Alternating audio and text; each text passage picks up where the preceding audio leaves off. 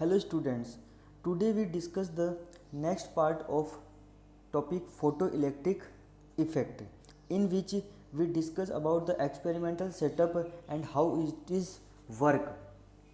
Okay, so first of all we said that this type of experimental setup in which I explain all the factors, which is first, it consists of an evacuated quartz tube containing two metal plates P1 and P2.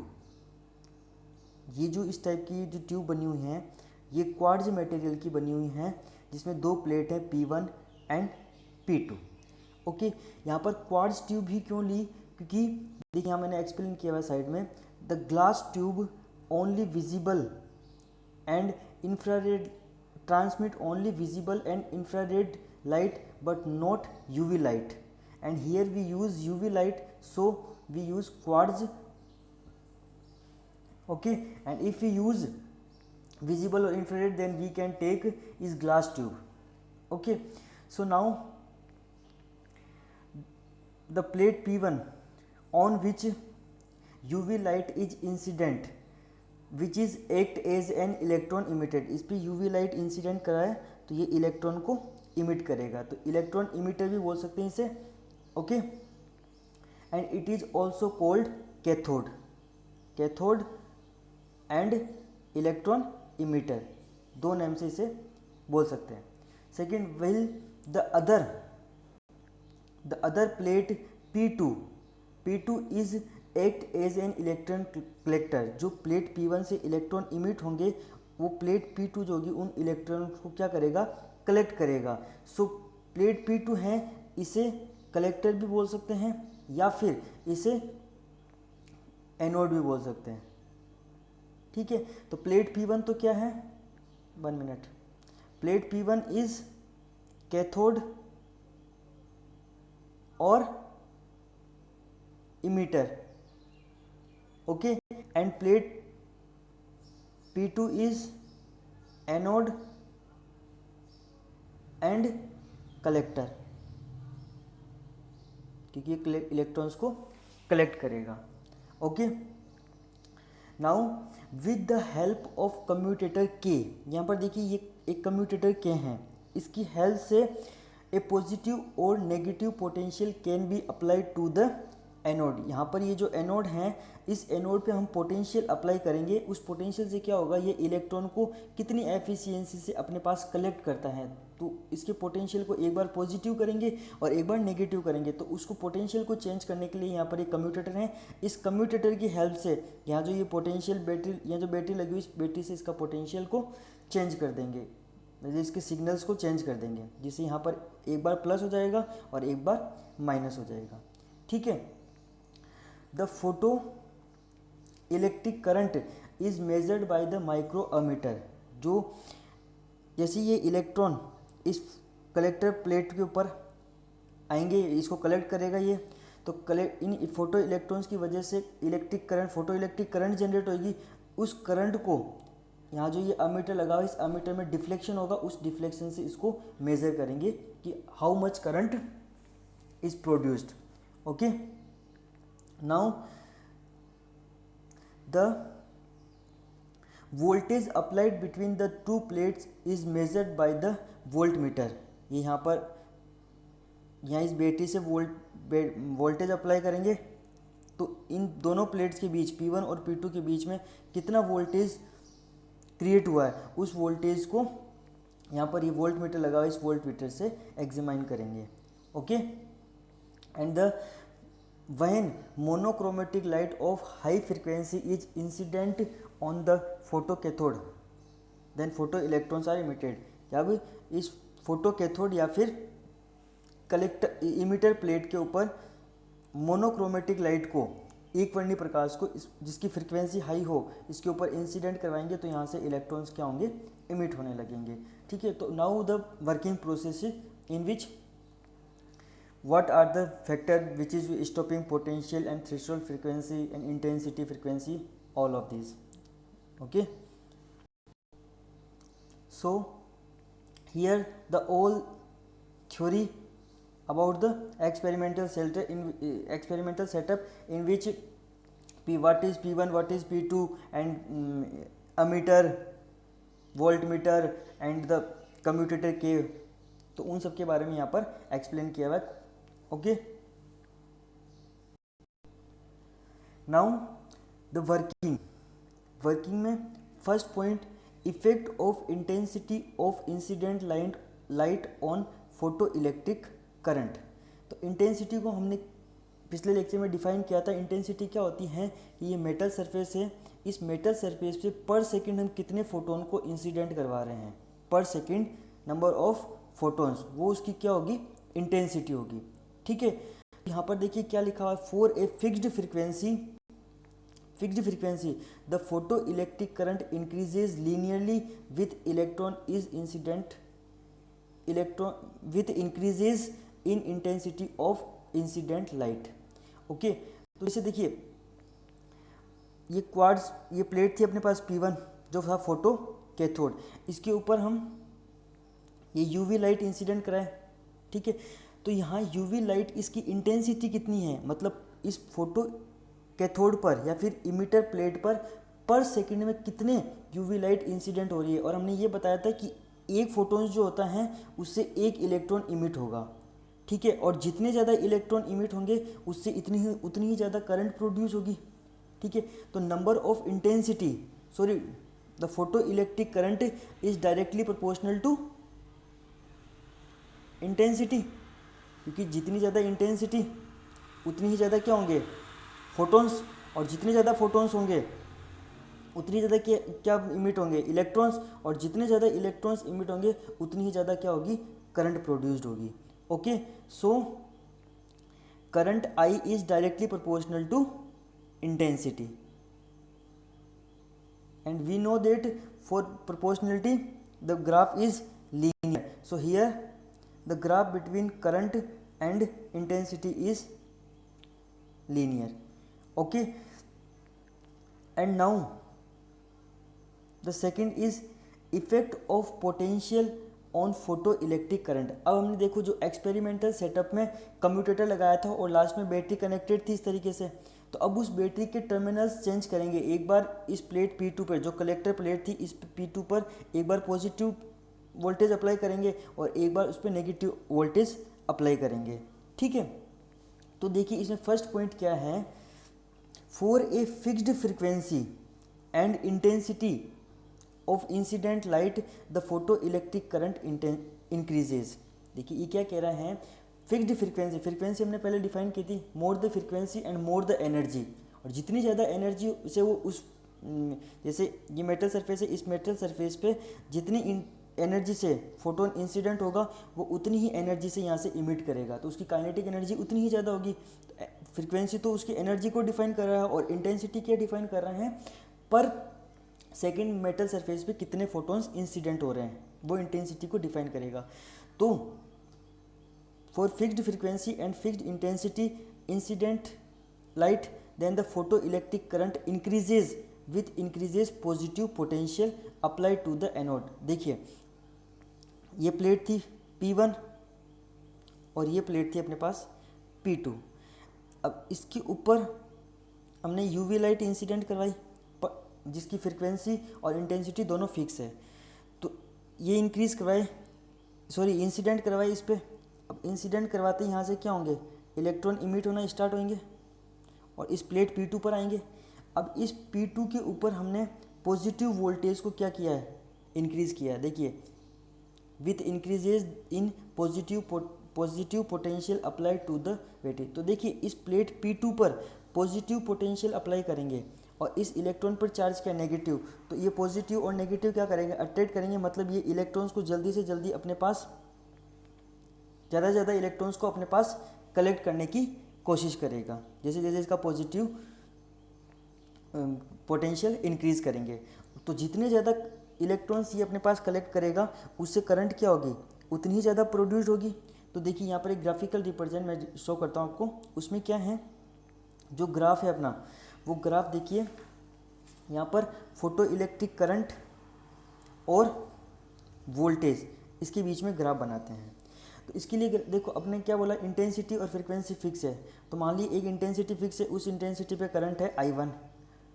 एक और factor ले लेते हैं, वो बाद में करेंगे, पहले एक चीज़ समझते हैं। जैसे मान लीजिए इंटेंसिटी फिक्स है I1, ठीक है, उस इंटेंसिटी पर करंट जो है वो यहाँ रिप्रेजेंट करिए, ये करंट है एक इंटेंसिटी।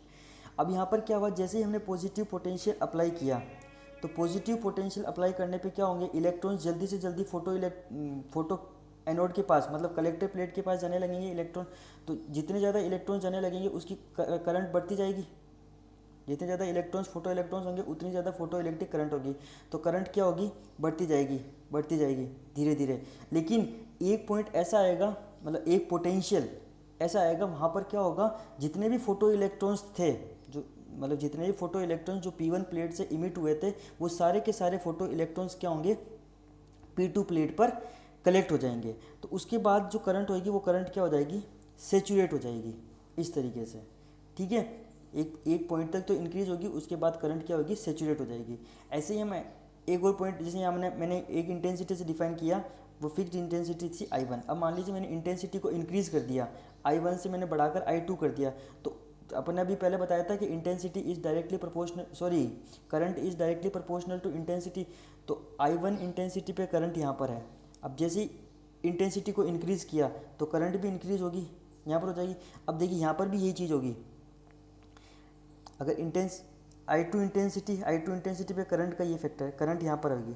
इसमें क्या होगा, फिर से वही पॉजिटिव पोटेंशियल इंक्रीज़ करने पर करंट एक बार इंक्रीज़ होगी, और एक पॉइंट ऐसा आएगा जहाँ पर करंट क्या हो जाएगी, सेचुरेट हो जाएगी, ठीक है। और ये हमने किसके लिए डिफाइन किया, I2 इंटेंसिटी पर।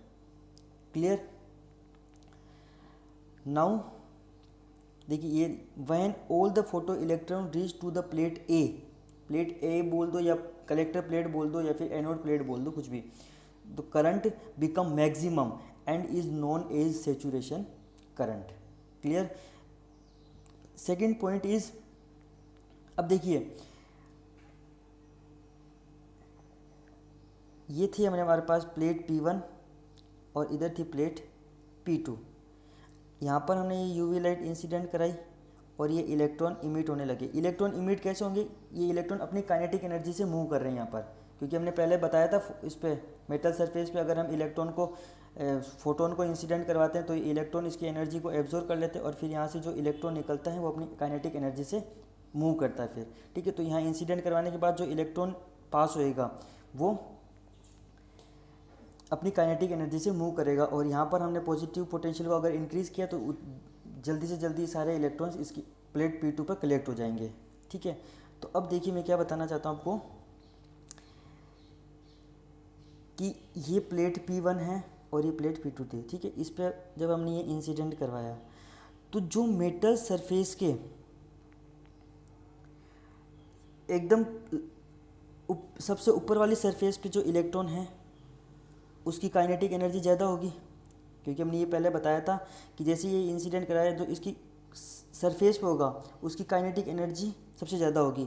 लेकिन जो इलेक्ट्रॉन इसकी सरफेस, मतलब इसके मेटल के इनसाइड प्रेजेंट है, उसको यहाँ से इस मेटल सरफेस से बाहर निकलने के लिए इतना पाथ ट्रेवल करना पड़ेगा, उसके बाद ये बाहर निकलेगा। तो उसकी काइनेटिक एनर्जी ऑब्वियसली इससे थोड़ी कम होगी, इसकी काइनेटिक एनर्जी ज़्यादा होगी। तो यहाँ क्या होगा कि जिसकी काइनेटिक एनर्जी ज़्यादा होगी वो जल्दी पहुँचेगा, और जिसकी काइनेटिक एनर्जी थोड़ी कम होगी वो थोड़ा लेट पहुँचेगा। तो अभी हमने पहले तो ये बताया कि पोटेंशियल को क्या किया था हमने, पॉजिटिव पोटेंशियल किया, पोटेंशियल को इंक्रीज़ किया। तो ये पॉजिटिव पोटेंशियल था, इलेक्ट्रॉन पे चार्ज नेगेटिव था, तो ये पॉजिटिव नेगेटिव अट्रैक्ट करके नंबर ऑफ इलेक्ट्रॉन्स ज़्यादा कलेक्ट किए। अब क्या करते हैं हम, पोटेंशियल को धीरे धीरे डिक्रीज़ करते हैं, मतलब पोटेंशियल को अब नेगेटिव की तरफ शिफ्ट करते हैं, पॉजिटिव टू नेगेटिव शिफ्ट करते हैं। तो देखिए नेगेटिव शिफ्ट करने पर क्या होगा कि अब जो इलेक्ट्रॉन्स है, देखिए यहाँ नेगेटिव पोटेंशियल अप्लाई किया P2 प्लेट पर, और इलेक्ट्रॉन का चार्ज भी नेगेटिव है। तो क्या होगा, अब इलेक्ट्रॉन कम कलेक्ट होंगे इस P2 प्लेट पर, क्योंकि हमने नेगेटिव पोटेंशियल वो उसको रिपेल करने की कोशिश करेगा, ठीक है। लेकिन जैसे मान ली ये इलेक्ट्रॉन है, इस इलेक्ट्रॉन की काइनेटिक एनर्जी मैक्सिमम है, क्यों, क्योंकि ये उसकी सरफेस से पास आउट हुआ है। तो इसकी काइनेटिक एनर्जी मैक्सिमम है, तो हम पोटेंशियल को चाहे कितना भी कम कर ले, अगर हम पोटेंशियल को जीरो भी कर लेते हैं एक बार, ठीक है, उस कंडीशन में ये इलेक्ट्रॉन तो अपनी काइनेटिक एनर्जी की वजह से इस P2 प्लेट पर पहुंच ही जाएगा, क्योंकि इसकी सफिशिएंट काइनेटिक एनर्जी है जो इसको P2 प्लेट पर पहुंचा देगा। तो ये अगर इलेक्ट्रॉन इस P2 प्लेट पर पहुंच जाता है, उस कंडीशन में अगर ये पहुंच गया इस P2 प्लेट पर कलेक्ट हो गया, तो हमें ऑब्वियसली एमिटर के अंदर डिफ्लेक्शन दिखेगा, क्योंकि वहाँ पर इस इलेक्ट्रॉन की वजह से करंट प्रोड्यूस्ड होगी। तो हम क्या कहना चाहते हैं कि जब पोटेंशियल हमने डिक्रीज कर दिया, मतलब नेगेटिव पोटेंशियल कर देते हैं, तब भी उसके अंदर करंट जो है वो प्रोड्यूस होगी, लेकिन इस नेगेटिव पोटेंशियल को भी हम इंक्रीज करते जाएं, एक ऐसे पॉइंट पर एक ऐसा पोटेंशियल आ गया हमारे पास नेगेटिव में हमारे पास एक ऐसा पोटेंशियल आ गया जिस पोटेंशियल पे करंट, ये जो इलेक्ट्रॉन है, ये इलेक्ट्रॉन इसके पास आके यहाँ से वापस, मतलब एक पोटेंशियल ऐसा होगा जहाँ पर ये इलेक्ट्रॉन इस P2 प्लेट पर नहीं पहुँचेगा, यहीं से बीच में से वापस रिफ्लेक्ट हो जाएगा। तो उस कंडीशन में वहाँ पर करंट जो होगी वो क्या होगी, ज़ीरो हो जाएगी। तो देखिए मैं आपको ये बताना हूँ, अब ये तो मैंने इसको एक्सपेरिमेंट बता दिया, इसका ग्राफिकल रिप्रेजेंट आपको बताता हूँ। इसमें क्या होगा देखिए, इससे पहले ये एक थ्योरी पढ़ लीजिए। ये थ्योरी क्या है, when the potential is decreased the current decreases but does not become zero at zero potential. ये मैंने बता दिया क्यों नहीं होगा, क्योंकि वो अपनी काइनेटिक, एक पर्टिकुलर उसकी खुद की काइनेटिक एनर्जी होगी, उस काइनेटिक एनर्जी से भी वो P2 प्लेट पर कलेक्ट हो सकता है। तो this shows that even in the absence of accelerating potential a few photo electron manage to reach the plate due to their kinetic energy. Clear. तो देखिए इसका ग्राफिकल रिप्रेजेंटेशन मैं आपको शो करता हूँ। देखिए ग्राफ किस किस के बीच में, करंट और पोटेंशियल के बीच में। तो हमने ये बताया था कि इंटेंसिटी फिक्स कर दी थी पहले, I1 इंटेंसिटी और I2 इंटेंसिटी पे करंट ये थी। तो जब पहले पोटेंशियल इंक्रीज़ किया था तो ये करंट इंक्रीज़ हुई और एक पॉइंट पे जाके सेचुरेट हो गई थी, और इस पर भी क्या होगा, करंट इंक्रीज़ होगी, एक पॉइंट पे जाके सेचुरेट हो जाएगी। अब हमने ये वाली प्रोसेस तो कब थी, जब हमने पोटेंशियल को इंक्रीज़ किया था प्लस में। अब हम पोटेंशियल को डिक्रीज़ कर रहे हैं, तो डिक्रीज़ करने पर हमने ये बताया कि जब पोटेंशियल को हम जीरो भी कर देते हैं, यहाँ अगर पोटेंशियल को जीरो भी कर देते हैं, उस पॉइंट पर भी करंट जीरो नहीं होगी, कुछ ना कुछ करंट होगी। लेकिन अब जब हम पोटेंशियल को नेगेटिव में लेके जा रहे हैं, पोटेंशियल को नेगेटिव में बढ़ा रहे हैं यहाँ पर, ठीक है, तो यहाँ इस नेगेटिव में V0, ये जो नेगेटिव पोटेंशियल, तो नेगेटिव में एक पोटेंशियल ऐसा आएगा जहाँ पर करंट क्या हो जाएगी, ज़ीरो हो जाएगी इस पॉइंट पर, जिस पॉइंट पे करंट जीरो हो जाएगी। So when the negative potential applied to the plate anode या फिर plate collector, at collector plate, then the photo electric current becomes zero at a particular value of negative potential which is called stopping potential और cut off potential, and the potential is denoted by V0। ठीक है, negative potential और cut off potential. ठीक है,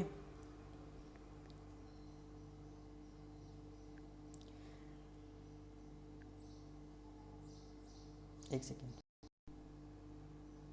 तो देखिए ये definition, when negative potential applied to the plate A,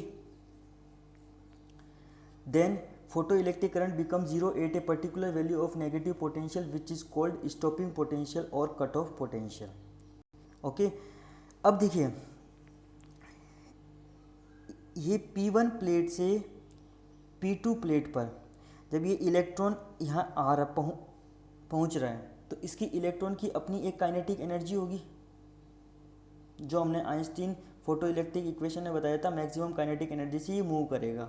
तो यहाँ पर ये जो काइनेटिक एनर्जी हैं ये इलेक्ट्रॉन की, ये अब इस पोटेंशियल में जब हमने नेगेटिव पोटेंशियल को इंक्रीज़ कर रहे हैं, उस नेगेटिव पोटेंशियल के साथ साथ ये मूव कर रहा है।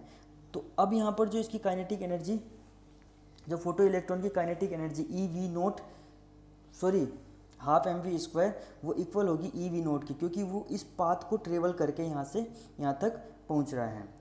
the stopping potential corresponding to the maximum kinetic energy of the photoelectron, which is eV naught is equal to half mv square maximum. देखिए ग्राफिकल रिप्रेजेंटेशन हमने समझ लिया कैसे क्या हुआ, और ये eV naught is equal to kinetic energy maximum. अब देखिए मैक्सिमम काइनेटिक एनर्जी हमने पहले डिफाइन कर दी थी, half m v square maximum is equal to H nu minus nu naught. ठीक है, यहाँ पर एच न्यू नॉट तो क्या था, वर्क फंक्शन को डिफाइन किया था, और एच न्यू क्या था, जो फोटोन की एनर्जी थी वो. ठीक है, तो देखिए half m v square is equal to e v naught h nu naught, then nu naught is equal to h upon e nu minus nu naught. तो देखिए इस इक्वेशन से क्या पता चल रहा है हमें कि जो स्टॉपिंग पोटेंशियल हैं वो फ्रीक्वेंसी पे भी डिपेंडेंट है, फ्रीक्वेंसी पे डिपेंड कर रहा है. तो देखिए ये जो ऊपर वाला जो हमने ये भी ग्राफ पढ़ा, इस ग्राफ में हमने क्या किया था, इसकी इंटेंसिटी को 2 टाइम्स चेंज किया था, इंटेंसिटी को चेंज किया था और इसकी करंट ये आ गई, इस तरीके से रिप्रेजेंट हो गया. लेकिन अब हम ये बोलना चाह रहे हैं कि यहाँ पोटेंशियल जो है वो फ्रीक्वेंसी पर डिपेंड कर रहा है. तो देखिए अब मैंने क्या किया, यहाँ करंट और पोटेंशियल के बीच अगर ग्राफ रिप्रेजेंट करता हूँ, तो देखिए इंटेंसिटी मैंने फिक्स कर दी, उस फिक्स इंटेंसिटी पे उसकी करंट ये है. अब यहाँ पर जब पोटेंशियल को इंक्रीज किया इनिशियली तो करंट इंक्रीज होगी, एक पॉइंट पे जाकर सेचुरेट हो जाएगी. लेकिन अब हमें ये पता होना चाहिए यहाँ पर हमारे पास फ्रीक्वेंसी जो है वो डिफरेंट फ्रीक्वेंसी है, एक बार फ्रीक्वेंसी न्यू 1 और एक बार फ्रीक्वेंसी न्यू 2. तो अब इस न्यू 1 फ्रीक्वेंसी पे जो स्टॉपिंग पोटेंशियल होगा वो होगा V01, और जो न्यू 2 फ्रीक्वेंसी होगी उस न्यू 2 फ्रीक्वेंसी पे जो पोटेंशियल होगा वो 02. तो ये ग्राफ इस तरीके से बनेगा हमारे पास. अब क्योंकि देखिए पहले हमने क्या किया था, इंटेंसिटी चेंज की थी तो वो I1 और I2 से रिप्रेजेंट किया था, लेकिन अब हम फ्रीक्वेंसी चेंज कर रहे हैं. तो न्यू 1 फ्रीक्वेंसी पे जो स्टॉपिंग पोटेंशियल वो V01 और न्यू 2 फ्रीक्वेंसी पे जो पोटेंशियल स्टॉपिंग पोटेंशियल है वो न्यू 02. ओके, अब यहाँ से देखिए ये जो इक्वेशन बनी है ये हमारे पास देखिए y is equal to M X plus C. इस तरीके से यहाँ पर c इसके स्लोप को m इसके स्लोप को रिप्रेजेंट करेगा और c इंटरसेप्ट को, अंतःखंड को रिप्रेजेंट करेगा. ठीक है, तो देखिए यहाँ पर v nought is equal to H nu upon E minus H nu nought upon E. तो देखिए y इज इक्वल टू ये m ये x, m तो यहाँ पर क्या है h अपॉन ई जिसका स्लोप है. ठीक है, और ये h न्यू नोट और नेगेटिव में ये क्या है, इसका इंटरसेप्ट है. ठीक है, तो देखिए ये स्टॉपिंग पोटेंशियल न्यू नोट और फ्रीक्वेंसी के बीच में हमने ग्राफ प्लॉट किया. तो ये h अपॉन इसके स्लोप और ये न्यू नोट फ्रीक्वेंसी और ये इसका इंटरसेप्ट. तो देखिए मतलब ये कहना चाह रहा है कि जब हमने फ्रीक्वेंसी की वैल्यू 0 थी ना, 0, उस कंडीशन पोटेंशियल क्या था, h न्यू नोट के इक्वल. तो ये कहना चाह रहे हैं कि यहाँ पर मेटल सरफेस पर जब इस फोटोन को इंसिडेंट करवा रहे हैं हम, या अभी हमने एक्सपेरिमेंटल सेटल में ये पढ़ा था कि जो इमिटर प्लेट है उसके ऊपर यूवी लाइट को इंसिडेंट करवा रहे हैं, अपन फोटोन से भी समझ सकते हैं. तो यहाँ पर इस फोटोन की जो एनर्जी जो है, एनर्जी या फिर इसकी फ्रीक्वेंसी, क्योंकि E is equal to H nu से रिलेट होता है, तो फ्रीक्वेंसी मिनिमम इतनी फ्रीक्वेंसी होनी चाहिए यहाँ पर जहाँ से ये इलेक्ट्रॉन इमिट होने लग जाएं. मतलब तो ये जो जैसे मान लीजिए ये न्यू है और ये न्यू नोट था. ठीक है, अगर ये न्यू जो है इस न्यू नोट से लेस देन है, न्यू नोट क्या था, वर्क फंक्शन, उसको फोटोन्स को मेटल सरफेस से बाहर निकालने के लिए जो मिनिमम एनर्जी की रिक्वायर वो थी. तो अगर ये न्यू की वैल्यू जो फोटोन की एनर्जी जो है इस न्यू नोट से कम है तो उस कंडीशन में फोटोन जो है इस मेटल सरफेस से इमिट नहीं होगा, लेकिन इसकी ऑलमोस्ट इक्वल होना चाहिए जहाँ से पास होए. तो ये जो ऑलमोस्ट इक्वल वाली जो फ्रीक्वेंसी होगी उस फ्रीक्वेंसी को बोलेंगे हम थ्रेशोल्ड फ्रीक्वेंसी. मतलब कि ये जो इतना रीजन है, इस रीजन तक जैसे मान लीजिए E is equal to H nu है, ये एच न्यू था, इस एच न्यू में हमने इतनी एनर्जी की, मतलब इतने एनर्जी के फोटोन्स को हमने पहले मेटल सरफेस पे इंसिडेंट करवाया तो वो फोटोन्स इमिट नहीं होंगे। लेकिन फिर हमने इस न्यू को बढ़ाया तो अभी भी फोटोन्स इलेक्ट्रॉन्स जो हैं फोटो इलेक्ट्रॉन्स हैं वो मेटल सरफेस से इमिट नहीं हो रहे हैं। फिर इसको इंक्रीज़ किया तो अभी भी मेटल सरफेस से फोटो इलेक्ट्रॉन्स इमिट नहीं हो रहे, फिर इंक्रीज़ किया फिर भी नहीं हो रहा, लेकिन एक इस मिनिमम फ्रीक्वेंसी तक पहुंच गया, इस न्यू नोड तक, तो इसके बाद जो फोटो इलेक्ट्रॉन्स है वो क्या होंगे, इमिट होना स्टार्ट हो जाएंगे। ठीक है, तो इस रीजन में, ये जो रीजन है इस रीजन तक मतलब जो मेटल सरफेस है उस मेटल सरफेस से फोटो इलेक्ट्रॉन इमिट नहीं होंगे। इस रीजन के बाद में, मतलब यहाँ ये न्यू नोड फ्रीक्वेंसी मिनिमम इतनी फ्रीक्वेंसी अवेलेबल हो जाएगी, उस फ्रीक्वेंसी के बाद में इस रीजन के अंदर जो है इलेक्ट्रॉन इमिट होना स्टार्ट होंगे। तो और ये जो फ्रीक्वेंसी होगी, जिस फ्रीक्वेंसी पे इलेक्ट्रॉन इमिट होना स्टार्ट हो जाएंगे, उस फ्रीक्वेंसी को बोलेंगे थ्रेशोल्ड फ्रीक्वेंसी। तो definition is that the graph between stopping potential and frequency does not pass through the origin. ठीक है, ये ओरिजिन से पास नहीं हो रहा क्योंकि इसका इंटरसेप्ट आ रहा है, जो हमने बता दिया क्यों नहीं हो रहा। तो it shows that there is a minimum value of frequency called threshold frequency below which photoelectric emission is not possible, however high the intensity of light. Okay, clear? So I hope you understood this topic. So please like, share and subscribe. Thank you.